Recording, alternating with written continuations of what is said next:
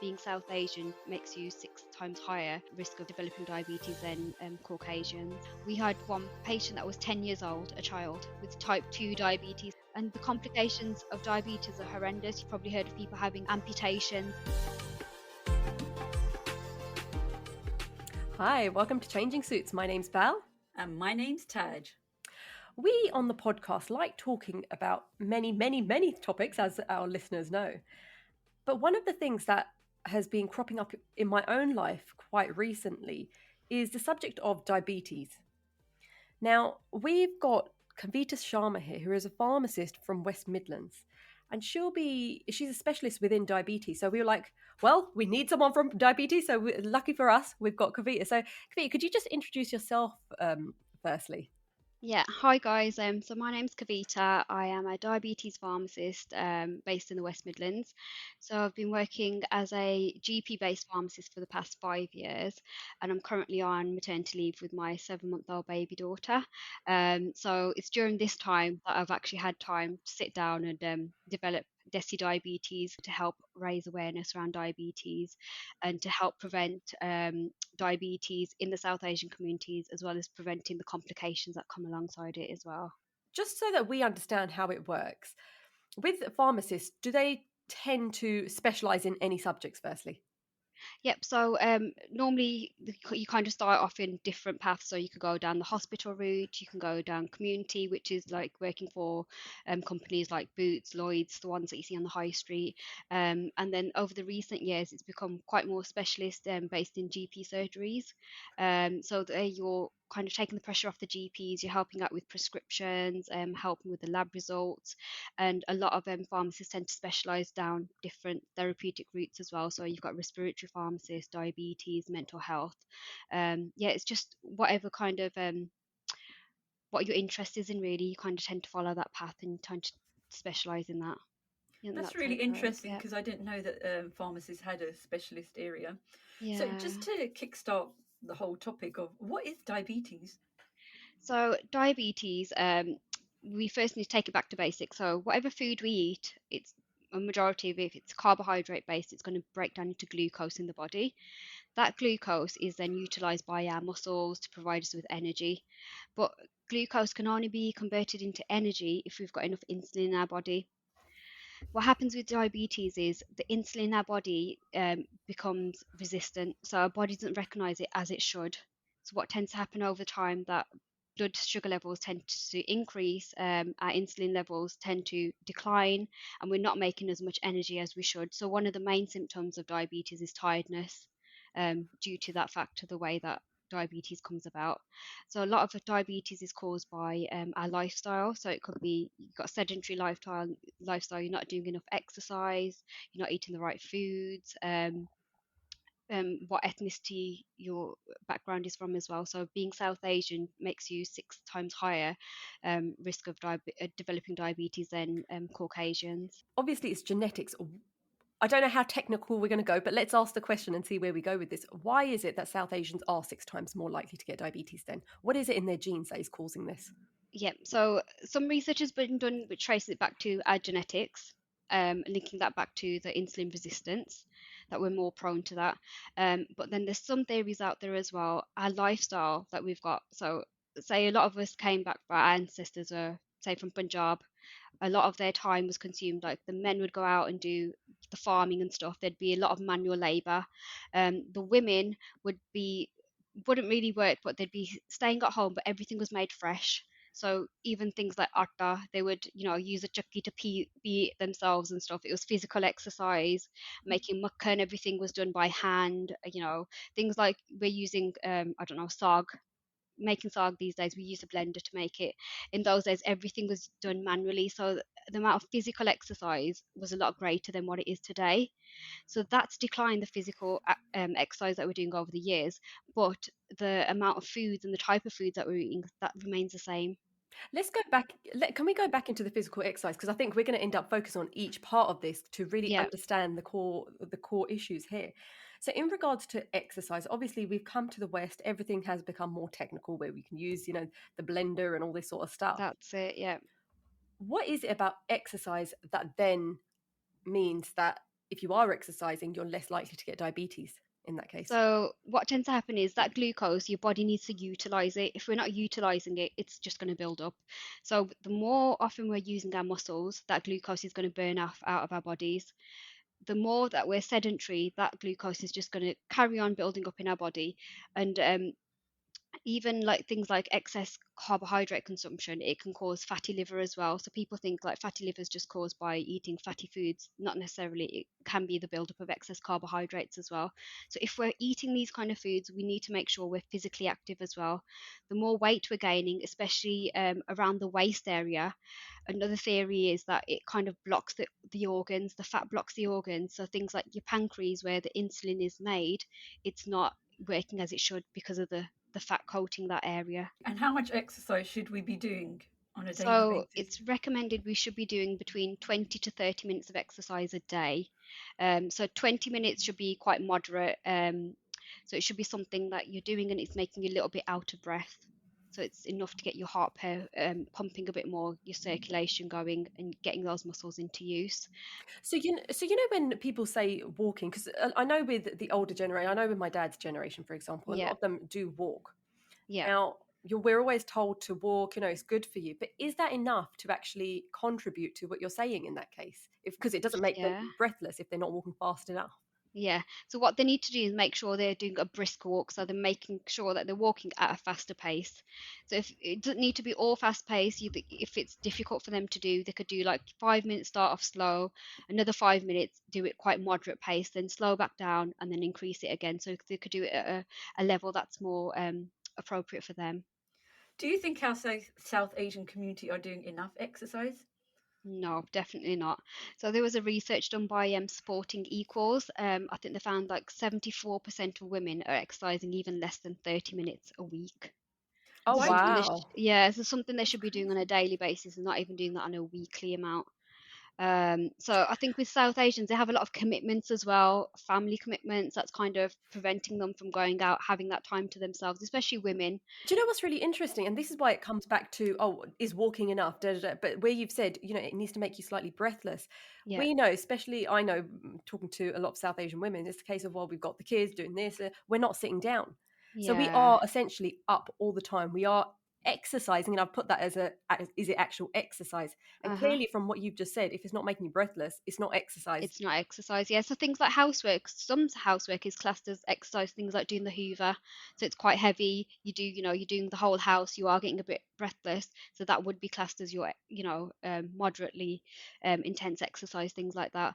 But things like we're doing slow paced, it's not classed as exercise. So we need to make sure we're doing enough exercise because it's not just physical health as well. It releases endorphins in your body, which is the good hormones that make you feel good as well. So exercise will improve your physical health as well as your mental health as well. So that's why it's really important to do this on a regular basis. In regards to, because obviously you're a new mother, you know how Hmm. life is, it's busy. One of the things that I Definitely. saw on yeah, there we are, definitely. um Oh, and that's something, I suppose, whether you've got kids, whether you haven't got kids, I think everyone can say, yeah, it's yeah, definitely busy. Now, I saw something a while ago, I think it must be on Facebook or something like that, where it's a case of, well, build it into your day. So if you're hmm, standing there at the worktop, swing your legs up a bit higher to help your flexibility, things like that. that's it. Yeah, yeah. So things like, it could be things like in the evenings where we love to sit there and watch TV. Why not put the treadmill in front of the TV? So you're watching your favorite show, you're doing 20, 30 minutes of exercise, especially, when it's cold, it's raining, like we've had the snow this week, you don't want to go out and exercise, but make it something that's accessible to you. So you're more likely to do it. It doesn't have to be going out to the gym every day, lifting weights, things like that. It's doing something that's appropriate and, something that you find interesting as well. I mean, quite a lot of us, we kickstart something when we have an alarm bells, for example, if we have Yeah, a health issue, and we're like, oh my definitely. God, we better I need go to do back to something about it. Yeah, the exercise, then you focus on the food. But if we never think of preventative, preventative. Yeah, um, so shall we move on to the food side of things now? yeah, yeah. So we're eating a lot of processed foods these days. Hmm. How how is it? Are we able to eat things that aren't so processed? And what can Yes. we do to help our diets? Yeah, so a lot of it, like I said back in the day, everything was made fresh at home. The ingredients were grown at home as well. So now everything's readily available. You can order food from your sofa. Just Eat will come and deliver it to your door. You don't even need to go into the kitchen to do a bit of, physical work and make something anymore. And I think that's the issue, especially since COVID as well.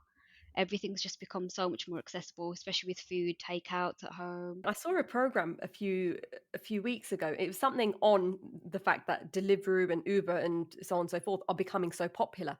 And Yeah. it's the fact that there is a dopamine release when you do order as well. So that Uh-huh. happy hormone that we get during exercise, you get it when you are ordering on these platforms, which is Yeah. crazy to think It that. is, yeah, it is. And those foods, yeah, they are gonna, you are gonna enjoy those foods, but a lot of them are not the healthiest version. They're gonna be full of oil, they're gonna be fried, they're gonna be full of salt, they're gonna be processed. So again, it's not doing wonders for our health. So if we can try and cook as much fresh product as we can, and then a lot of it is raising awareness as well, because a lot of South Asians tend to think, oh yeah, diabetes, they call it sugar Dee Bamaaree, don't they? Mm. They think Yes.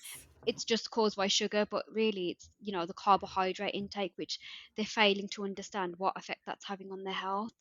So, like working in Wolverhampton, there was a lot of South Asian patients, and the doctor would tell them, change your diet, this, that, the other, but they wouldn't know where to start. They think, having chapatis on a regular basis, that's okay, it's healthy. Um, but, they need to understand eating it in moderation. There was, one person that I came across, and he was like 15 chapatis at a time. Oh my God, how And do you he Where have did didn't, he fit 15? them yeah, in? 15 at a time, and he didn't realize that, oh my God, that this is having the effect on my blood sugar levels. I don't So even know how to like.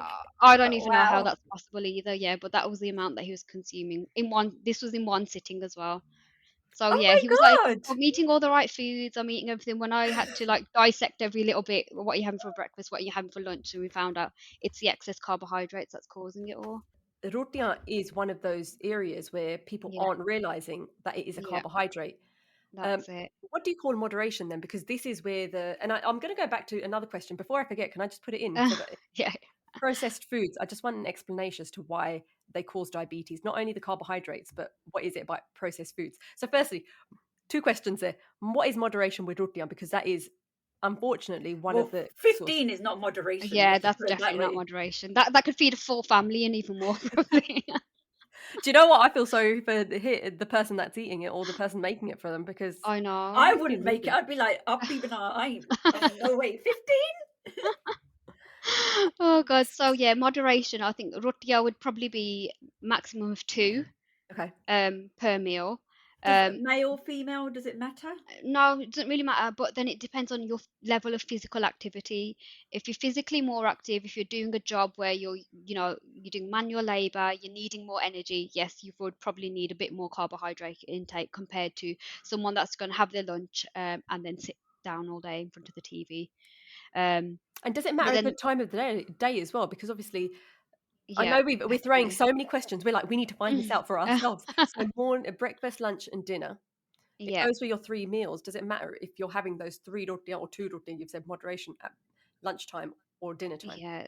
So you're more likely to be active around about lunchtime than you are with the evening meal. So Mhm. they say to have your heaviest meal around lunchtime, so you've Okay. got time to burn it off then as well, and then have your lighter meal in the evening instead. That's when we tend to slow down and unwind and doing less physical activity. And then things like roti as well. What we're doing is we're having roti, but we're having sabji with potatoes in there as well, like Hmm. aloo gajra, aloo matar, aloo gobi, aloo's in literally Hello, everything hello. that we have, which is then another carbohydrate. And then sometimes we tend to have roti, we'll have, an aloo sabji with it, and then, oh, let's have a bit of jol on the side as well. So that's triple carbohydrates. The same when we're having things like we might order pizza. So we'll have pizza, we'll have veggies with it, fries, or we'll have garlic bread. Again, you're tripling your carbohydrate intake. So per meal, you only need about one third of your meal needs to be carbohydrate, not the full 100%. So it's making sure your portion size is correct as well of these carbohydrates. So at the moment, my husband is going crazy on keep or and me to be honest, because I'm doing the cooking for him. He's looking. Well, we are both looking at his meal plans and stuff like that, and he's eating carbohydrates at lunchtime. So he's doing the right thing. And now we've got smaller plates Oh, that's good. because I Oh. think generally our plates, Oh, that's a they good idea, say, isn't it? yes. Yeah, that's a really good idea. Yeah. So our plates are smaller because apparently back in the day they were a smaller size, but they've just Uh-huh. grown bigger Oh. over time. So that's my hint. That's That's my really words good. of Yeah, yeah. wisdom. And the other thing is choosing your carbohydrates wisely as well. So things like roti, making sure it's whole meal, whole grain, or you can use the mixed grain atta. Things like rice, making sure you're having brown rice. Can you explain why the brown rice? Because I have to say, one thing that I find Mhm. really annoying, the stuff that's healthy usually doesn't taste great because I prefer my white bread and my white jol. But why is it the Yeah. brown jol and the brown bread, apart from the fact that, if it has to be healthy, it has to taste not as great? Yeah, so again, it all comes back to processing the foods. So even atta, to get white atta is processed food. So Oh, it's called refining. So it's refined flour when you're having white flour. So what tends to happen is the outer grain is all removed. So things that contain your fiber, your vitamins, your minerals, that outer layer, which is like the husk, the brownness, that is removed from it, and you're left with the white, just the plain flour out of it. I So did what they not know tend to that. do, That is yeah, amazing. so if you have a look at so if you buy from your supermarket your plain flour, often it says fortified with might be folic acid or your B vitamins or something.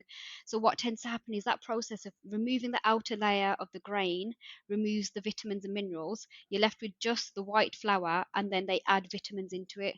So isn't it a better idea to eat the wholesome foods to begin with instead? So you're getting all your nutrients from it. Okay, sorry. Just so I've understood, if it's brown, that's already containing those things, but Yep. they've taken away the what did you call the outer layer? So the husk is The removed from the white to produce white flour. and so it's the husk that has all of the vitamins and minerals The in it that they've vitamins, the removed. fiber, yep, fiber's good for your heart health as well as your digestive system. So Oh God, all this is so those, interesting. yeah, Yeah. the things that are really beneficial for you is actually removed in that process. So we need to make sure we're eating, those wholesome foods. Do you know what I'm really annoyed about? I just bought some new atta and it was the white atta. God damn it! Oh But no. Gonna have to chuck that brown out now. brown rice takes ages to cook, but it doesn't matter. It's good for your Yeah, health. but you know what? Brown rice, if you soak it beforehand, so if you know you're going to make it, soak it a couple of hours before, it makes it a bit softer. Oh, And okay. then I'm cook gonna it. try that. Yeah, and then white atta, if you don't like, some people don't like wholemeal atta because the roti gets a bit dry with it and stuff. If you try the chakki atta, it's literally fine like powder, and it's just gives you the softest roti as well. So And if what you want, about mixing different atte like soya? Because my mum yeah, and dad that's do good this. as They've well. got 5 different atte, I think it is, Atta, in yeah, there. because the more grains we eat, the more beneficial they are for our health because the more minerals and vitamins we're getting out of it as well. So you should always try and incorporate as much grains as you can. So on that point, where they've mixed the Mm-hmm. atta together, is that a good idea then? Yeah, that's good as well. It's better than, yeah, either that or wholemeal. It's better than having white flour because you're getting more nutrients from it. But the atta is so hard. That atta is really hard, though, isn't it? That's what I find. Not that I Yeah. know this is just a my problem podcast where it's like, hold on, this is the issues I'm having with the atta. But okay, no, I'll take that's really interesting. Didn't realize Yeah. that. Yeah, and the other thing is when you're having wholemeal foods as well, the sugar that released from there is a lot slower, so it'll keep you fuller for longer, and the glucose, you won't get that big surge in glucose that you'll get with having something that's white flour based as well. Okay, go wholemeal for everything. Bread, Yep, fine. brown nut all the way. The other thing is, sorry, I know Taj. Sorry, one thing. One thing I noticed with my daughter when she started eating wholemeal, and she was quite young when she did. She actually preferred that. Whereas because we've grown up eating white bread and this sort of stuff, And that's it. we've got Yeah. used to it. Sorry, Taj. I'll be Yeah. quiet now. I've forgotten my question then, to be honest.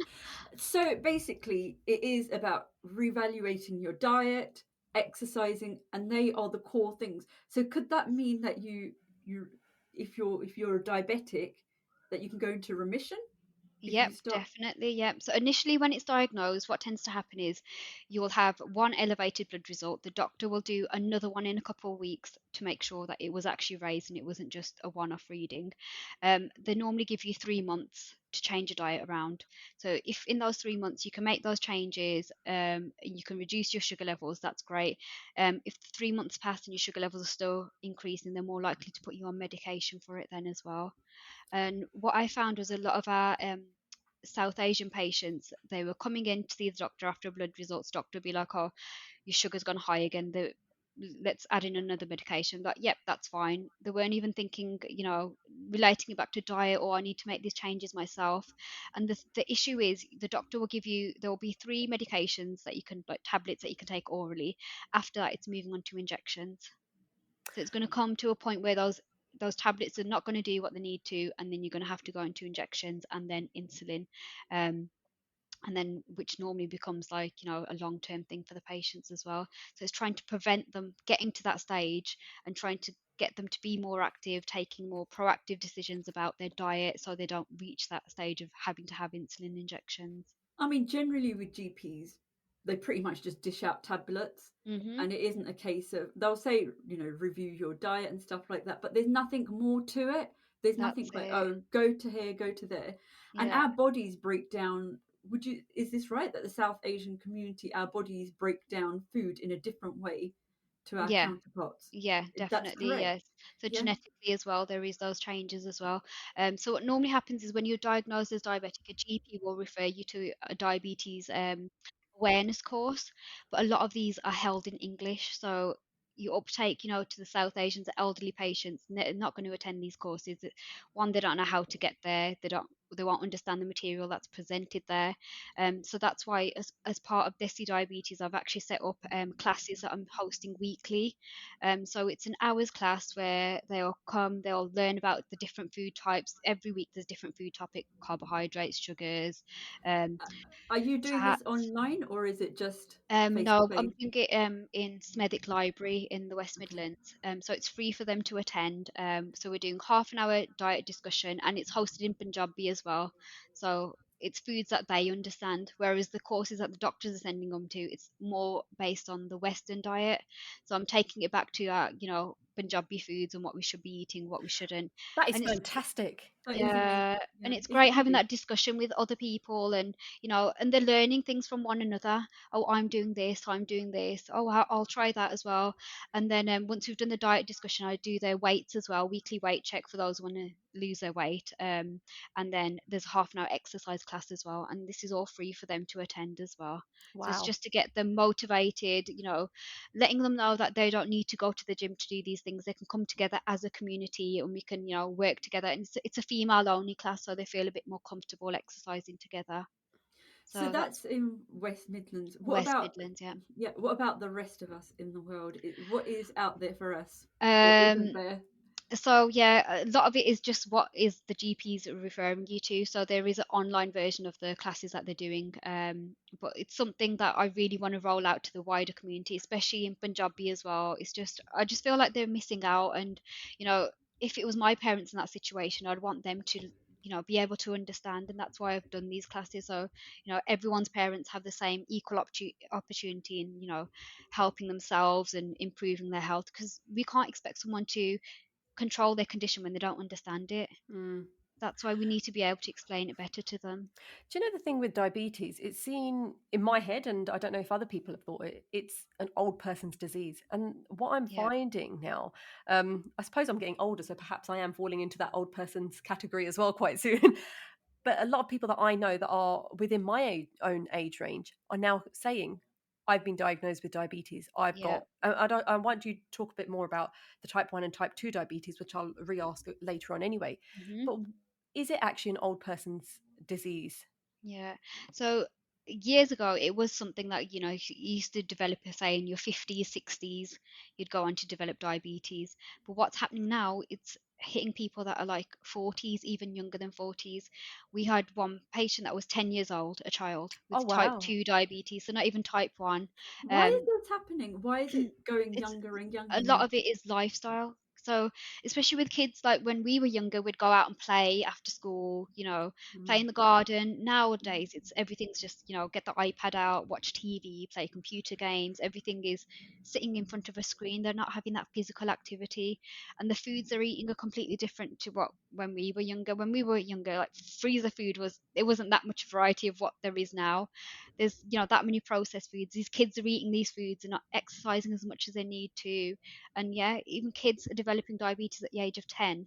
So what tended to happen back in the day, when you develop it at age of 60, you'd start having complications over the next 10 to 20 years. But these children are getting it at the age of 10, so they're going to have those complications by the age of 30. Oh, And the wow. complications of diabetes are horrendous. You can develop heart attacks, strokes, kidney disease. You've probably heard of people having like amputations, like gangrene and stuff in the lower limbs, toes cut off, feet, things like that, and eye disease and everything. So these complications are going to start to happen sooner in our community if we're not doing something actively about it. You've said that. Now I'm evaluating what I'm doing with my children. I'm thinking I need to get them moving. Yeah, definitely. Yeah, it's really important at this young age as well. I think really important thing is motivating your kids as well as your parents as well. Because I think with our parents, they don't know where to begin, and we need to be that support to help them to say, you know what, we're not doing anything today. Let's go out for a walk. Let's, make this a weekly thing, or, when the weather's nice, just walk up and down the garden, just getting to be that little bit more physical active. Because the thing is, if they're not active now, those issues are going to affect them later on in their life. So we need to be supportive as much as we can towards them. Before we go into the effects of diabetes, which I know you've touched on very briefly there, hmm but I just want to go into a bit more detail. What is the difference between type 1 and type 2 diabetes? So type 1 is normally like an autoimmune issue, when your cells kind of attack themselves. So you're not making insulin. In effect, your insulin levels are completely declined in the body. So it normally tends to happen in children. It can be hereditary as well. Sometimes it could be things like, in early childhood, it could even be a viral infection that triggers that autoimmune response, and then they go on to develop type 1 diabetes. The only treatment for that is insulin.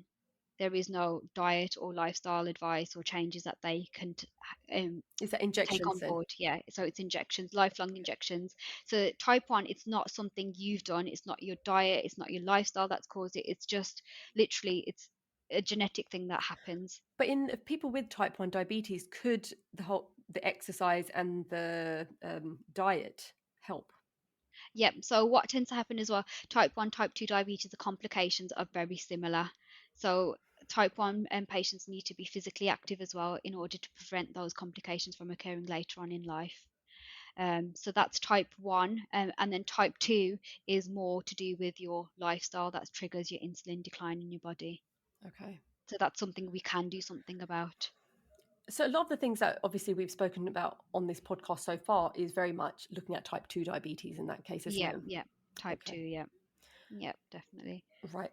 So you've mentioned before about the effects of diabetes, and you're right. We know people with diabetes that have. It's been really, one of my friends, unfortunately, her dad did have to have an amputation, and Yeah, it's heartbreaking whilst you're going through that. He's doing fantastic, but can you yeah. explain why it gets to that point? Yep. So with diabetic patients, what tends to happen is their circulation declines, especially in the lower extremities, so their legs and feet. Circulation isn't as effective as what it needs to be, and things like infections, they're more likely to get worse over time. So that's why diabetic patients, they have like 9 checks that they need to have done every year, and one of that is a foot check. So I'm not sure whether you know in diabetics, but every year they should be having a foot check done by the nurse, that checks their pulses, their circulation in the feet, the color of their feet to make sure they're getting enough blood flow to those areas. And then diabetic patients should never treat any foot problems themselves because of the infection risk. So any problems that they have with their foot, they should always go back to their GP to get that assessed. Might be a silly question, but why to the foot does it go and not, for example, to the hands? Why to the feet? I think it's just one of those with its lower extremity, so your blood flow is Oh, less likely to go there than to the other regions. So that's okay. why, yeah. So it's very poor prognosis once they have infections with their feet and stuff. So they need to make sure that they're constantly looking after their feet as well, taking care of them, wearing the right footwear that will have an effect on their feet as well. So getting that regular check at least once a year is something that they definitely need to do.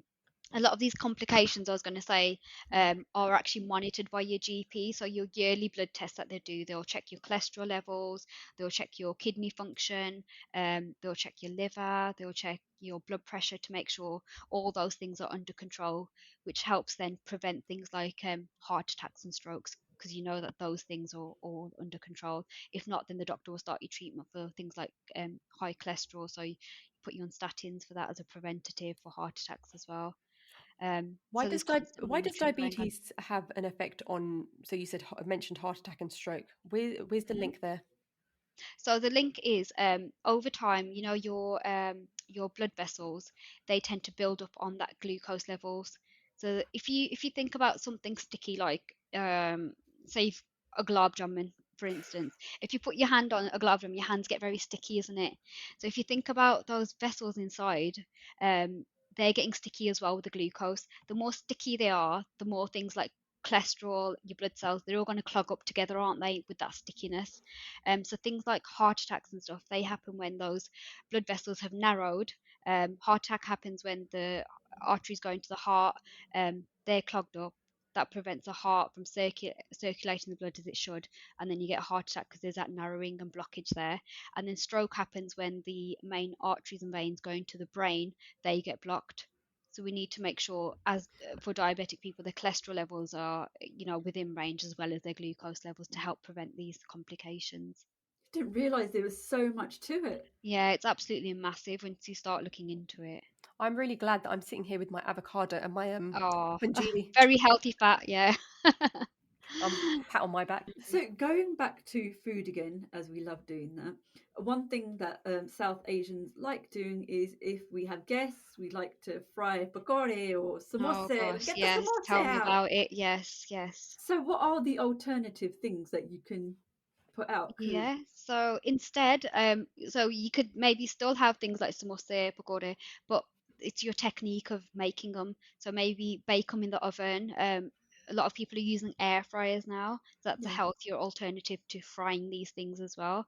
Um, Things like pakore, if instead of putting aloo in there, you can put like gobi in there instead, or you know, different vegetables. You could try instead of samosa, you could use like you can make an aloo chaat instead, so you're not doubling your carbohydrate because your samosa you're getting your pastry which is made out of flour and then your aloo again. So Mhm. even having one samosa is breaking down into the equivalent of 6 spoons of sugar once you've eaten it. Oh my God. Yeah, so things like that, things that you think, oh, aren't causing diabetes because there's no sugar in them, you need to look at what they're actually breaking down into as well. Yeah, so what we tend to do is give them samosa that are fried, then we tend to, you know, have a box of laddu or gulab jamun or whatever mithai. It's Killing just everyone. that's Yeah. it, and then we force them, oh no, you have to have one, you have to have one. So it's just, yeah, it's just crazy. It's like things like, you know, when there's like festivals and stuff as well. My mom, she gave my mama a 1 kilo box of mithai, and he's diabetic. Oh And God. Can I just say I do exactly the same thing when I know my father-in-law comes around and I know that he's got diabetes, but if I don't offer him the apple pie with the custard, I feel awful. Like Well, if that's he the thing, leaves isn't it? As without a it, That's the yeah. thing. We need to be a bit more conscious about what we're doing. And then when I questioned my mom, she's like, "Oh, I couldn't take a dagillo because you know it doesn't look good and stuff like that. What will people think?" And I'm like, "Yeah, but you're not thinking about this person's health, are you? Like, that's the thing." So it's like when you our know what? baby girl was born, instead of giving out mati, we gave out like house plants to everyone because I wanted to give Oh, something Oh, different. I thought it's that's going to nice. benefit, you know, the air that they're breathing and stuff in the room rather than mati. It's things like this we need to make little changes, I and love I it's that. our like that. That's generation that has really to do it. good. Yeah, it's just something different, isn't it? I love that. Like, Wow. so you're Yeah, that is amazing. And this is the thing, it's the little changes we end up making ourselves that then yeah, contributes to other people. yeah, that's it. Yeah. That's amazing. I'm But it's literally going around. I thought I was being nice to everyone. I'm literally just killing everybody. But the thing yeah, is, I think it's with a lot of traditions, I tend to question it when it comes to certain things, like, why do we have to give out material? It can be, it's a gift, so it could be absolutely anything that, you wish to give out. It doesn't have to be something sugar or fat based and stuff like things like Christmas. I gave out candles instead of, the chocolate boxes and stuff that we have. And we had that many like chocolate and sweet boxes. I just donated them to charity because I thought they're just lying here. They're going to go out of date or you're going to end up circulating them to everyone. So I just donated them. I thought at least they'll come to someone's use then as well. but Mm. that's really good. It's about changing mindset, isn't it? Then, That's it. And I think that's going to start with our generation yeah. because we have to question things. But then, like you were saying, the older generation they could break things down. Whatever they were eating, collion of gear Yeah, and stuff that's like that. it. But that's because they were working it off. They Whereas were if we'd working. done Yeah. that, we're just killing ourselves because we're not working it Exactly. off. Yeah. And then you hear a lot of like the elders say, "Oh, diabetes, I took a sunni cigar, back in the day and stuff. Our parents didn't have it and stuff like that." Yes, one, because they probably didn't do those tests back in the day, the blood tests and stuff that they do now. And number two, they were a lot more physical active than what we were. So those are the probably reasons why these diseases and conditions weren't heard of in those times. There's something that I've spoken about previously on the podcast, and so when they say, usually racist people say, "Go back home." Hmm. Let's turn it around. Do you think that where a community is from, that is the sort of environment that is best for them? And I know I didn't mean it in a racist way whatsoever, but it's an interesting. Let's put a silver lining on that saying. But that's a Yeah. thought that I've always, the color of our skin, for example, is adapted to, the India sort of, or wherever the South Asian sort of Yeah. Yeah. climate. What do Yeah. you think about that? So I think when it comes to diabetes, saying that kind of thing, go back to where you've come from because Not it in a might racist way. benefit you. Not It in a sounds really racist bad. way, as in you'll be more beneficial health wise to live there. Mm. But if you look at India, exactly the same things are happening there. Diabetes is on the rise there. The Ah. food and stuff isn't as freshly produced as it used to be. People are eating more takeouts. People are having pizzas. They're having KFC and stuff. This is becoming the norm there as well.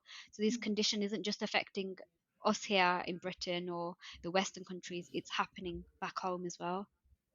But then it is going back to basics again, as we've said pretty much throughout this podcast, is we need to not eat the processed foods, not have That's that it. packet of crisps. But But then what these things, yeah, you can have as a treat. It's when we're having these on a daily basis, having that packet of crisps, those chocolates, those sweets, things like biscuits. Like I don't know whether you guys have, or your parents might have, instead of biscuits, a lot of South Asians have those rusks. Mm. yeah, Um, yeah, and they yeah. contain each rusk will contain up to 2 to 2.5 spoons of sugar. So they're Oh my thinking, God. I'm not going to have sugar in my jar, but I'll have a rusk instead because a rusk is better than biscuit. But really, the amount of Ah. sugar, Wow, I yeah, didn't that's it. You're better realize off how having a much. spoon of sugar in your jar instead of having these things. But it's just having those, making yourself aware. So, the back of the packets where the nutritional information is, have a look how many sugars it says. So, anything, so 4 grams of sugar is 1 spoon of sugar. So, if you have a look, something says, I don't know, it's got 8 grams of sugar in there per portion. That's 2 spoons of sugar that's going into it. So, it's just making those healthy, healthy selections of food and knowing what's gone into it as well. But then it's like maybe we should be cooking for ourselves, so Yeah, you know what's going inside your that's it. So biscuit. you know exactly how much sugar, how much butter, how much whatever the ingredients Because have gone into it we say it's taking a lot of time to cook ourselves, but then when we're getting ill, then it's taking a lot of time to sort to ourselves recover. out. That's So it. why not just That's it. invest the Then we time have to now? make time for illness, isn't it? When we could have just made time for being healthy to begin with instead. That's the issue. And that's Mm. like with these classes that I'm doing, some of the women are saying, oh, it's difficult for us to come out because we've got all the kardakam to do and we've got grandkids to look after. We've got to pick them up and drop them off to school and stuff. And then we've got to make everyone's dinner when we get back home and stuff. And what I say to them is if you're not taking time out for yourself now, if you become ill, who's going to look after you then? those Kardekam are still going to be there. The kids are still going to be dropped off to school and stuff. Who's going to take time out to look after you then? That's why it's really important to do these things as a preventative measure and to be as healthy as we can so we don't reach that point in the future. But again, it's about putting it into your daily routine. So if they are going to collect the grandkids, Yeah, making sure they do that brisk walk or do that that's jog it. Yeah, into that yeah, routine. Because I mean, I don't that's think they're going to it. turn around and say, actually, I'm not going to pick up those grandkids, because unfortunately, that's not going to happen. Not Yeah, yeah. unfortunately, I mean, we need them to do that. So, but Mm. again, putting It's it just into the having routine. to, I think, especially South Asian women, they just don't have that designated time to themselves, which is really sad. Yeah. Where they don't have, half an hour to spare where they think, okay, I'm going to sit down now, I'm going to relax and do a bit of exercise, a bit of yoga, I'm going to do something to benefit me. So Mm. that's why it's really important that we, support our parents and just say, you know what, I'm going to do this for you. You take time out and you go and do this instead. It's really important that we're there for them. Yeah, that isn't. Do you know what? This is really, and you've changed my dinner choice for today as well, because I looked in freezer. I was like, Gonna have brown rice now instead. I'll have to think of something now, because I was just going to give everyone pizza today. But okay, we'll change that one then. Oh, yeah, but those kind of things, it's fine. Occasional, a couple of times a week. It's when we're having those ready meals every day. It's not going to be beneficial to your health at all. It's been such an eye opener. I mean, do you know the sad thing is we all are well aware. We're always told do exercise, eat healthy. We know that. Don't use your iPads. Don't make sure the kids aren't watching TV. But Yeah, it's the easy option for now. it is Unfortunately, what is the definitely. option later on is the question. Yeah, yeah, that's a thing. And even children, like if they see us exercising, they're more likely to do it themselves. So like when it's like cold and wintry months and stuff, what we tend to do is on the TV we'll put on a YouTube workout which is 7 minutes long. So it's like seven exercises, 1 minute each, and we'll just stand in front of the TV and do these exercises. And hopefully, the little baby's growing up and stuff, and she'll see us do these things, and she'll want to become physically active when she's a little bit older as well. So it's, getting them involved in things that they enjoy. Like, when the days are nice, go out to the park, play badminton with them, play cricket with them, anything that they enjoy as well. Try and get onto their level. So, they're thinking, oh, exercise is fun as well. I don't have to be glued to the iPad to have fun. I can go out there and enjoy myself as well. I've just thought of a question that I wanted to ask ages ago, but I think it's really important. I know we're coming towards the end of Hmm. the podcast, but I have to chuck it in because I've just learned so much. I need to add it. What about stress? How is it that that has impact on diabetes? Oh, okay. So this is a really good question. So stress produces a hormone called cortisol in our body, Hmm. and cortisol is your stress response, but it also increases your sugar levels as well. Ah, Okay, so the more stressed we are, the more that hormone's going to produce the excess sugars in our body. So it's really important that we try and unwind and relax and stuff as well. Because a lot of South Asians, oh, flanne nahi kehta, flanne nahi kehta. And that's the issue, isn't it? That then it's in their mind, oh, so and so said this to me and so did this. And then they're going to sit there and they're going to stress about it. And the sugar level's just going to increase because of that as well. So that's why doing things like exercise, doing things that they enjoy will produce those endorphins, or happy hormones, which will then counteract the cortisol production and keep those sugar levels stable. Wow. Mm, yeah, no, but wow. I'm just like, yeah, that makes sense. Do you know what's really, because a lot we talk about the South Asian culture within this podcast. I mean, you talk about the positives and the negatives, but those Hmm. negatives are so contributing to our health problems. And Yeah, you've just highlighted it. Stress, people are talking about each other. What will people say? yeah, Which is, our that's classic line on it. the podcast. You know, Yeah, we're giving sweets on happy occasions when I love that plant idea. That is such a fantastic idea. yeah, And the fact that we think this is such a normal thing, South Asian community, we need to up our game, because the way of our living, of sitting in front of a computer or hmm, the iPads, is yeah. only just contributing to the problem that we already have in our community. That's exactly it. Like, especially like we're sitting on our phones for so long, watching TV and stuff. You can do a 7 minute exercise. It's literally just 7 minutes of your day. It's, you spend more than that on your phone. So why not just, get the family together and just do something that you all enjoy and counteract that stress in your body as well? Kavita, I'm going to put this out there. When are you doing your online classes? Because I'm totally going to be joining. Oh, I'll definitely look into it. Yeah, definitely something that, Yeah. it We'll be can, joining. yeah, Yeah. nationally just try and hit more people, especially the Yeah. Punjabi community as well, because they just, there's not enough information out there for them. And it's just nice for them to have something they understand. Our listeners heard it here first. Kavita will be doing online classes, if nothing Yep, else. We've coming got very her. soon. There we are. Just as we come to Definitely. the end of this podcast, can you give us your top lines of how to prevent diabetes and the issues that you've spoken about in this podcast? Yep. So first of all, diet is very important. Try and eat as healthy as possible. It's sometimes it's difficult in, the working life to eat every meal healthy, but as long as some of the foods that we're eating healthy, that's fine. Incorporate vegetables, incorporate fruits in your diet. That will give you, your vitamin and nutrients boost that you need as well. Secondly, exercise. Try and involve the whole family, not just yourself. Get your parents involved, get your in-laws involved, get your children, nieces, nephews, everyone around you. Try and involve it and do it as a family thing. Make it a thing that you enjoy, something the kids will say, oh, let's go and do this today, something that they actually enjoy as well.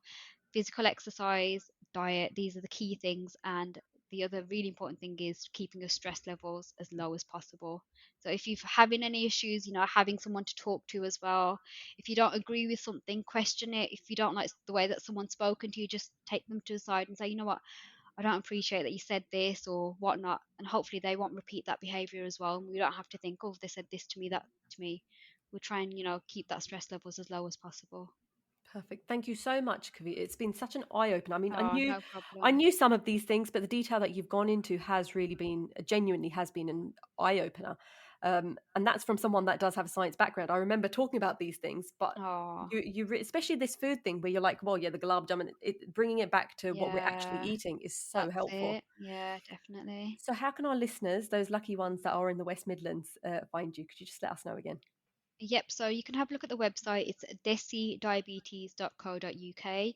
You can follow on Instagram at desidiabetes. And so the classes that I'm holding are at Smethwick Library every Wednesday at 3:30, and they're for an hour long. You can turn up, you don't need to sign up for anything. It's for women only at the minute, but hopefully we'll be extending our classes and hope having some more, hopefully online as well. In the weeks to come. Yeah, so just, get your parents involved, get everyone healthy, and yeah, keep healthy and keep active. Fab. Thank you, Kavita. Thanks, guys. That's goodbye from me. And goodbye from me. Follow us on Instagram and Facebook, changing_suits, and subscribe so you never miss an episode.